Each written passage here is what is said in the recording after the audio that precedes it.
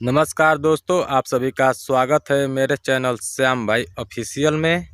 तो दोस्तों, आज की खबर है भोजपुरी सिनेमा से जुड़ी दबंग super trending star Khesari Lal Yadav ji के बारे में। तो दोस्तों, आपको बताना चाहूँगा कि खेसारी लाल का आज सुबह में एंगल म्यूजिक से गाना रिलीज किया गया है।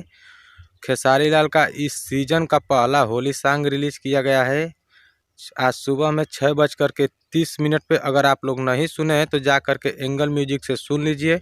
और गाने का नाम है देवरे से रंगवावेली। और दोस्तों, ये होली का सॉन्ग है, ऐसा ही टाइटल रहेगा।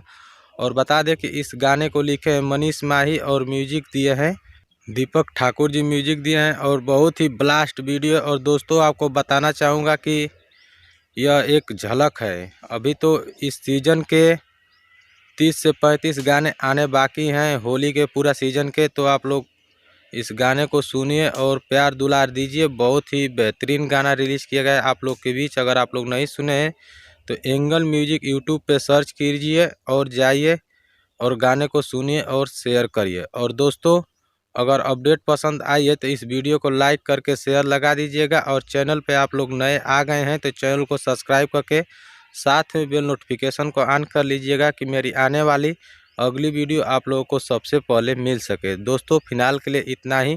मिलेंगे कोई और वीडियो में, तब तक के लिए देखते रहिए श्याम भाई ऑफिशियल चैनल। जय हिंद, जय भोजपुरी।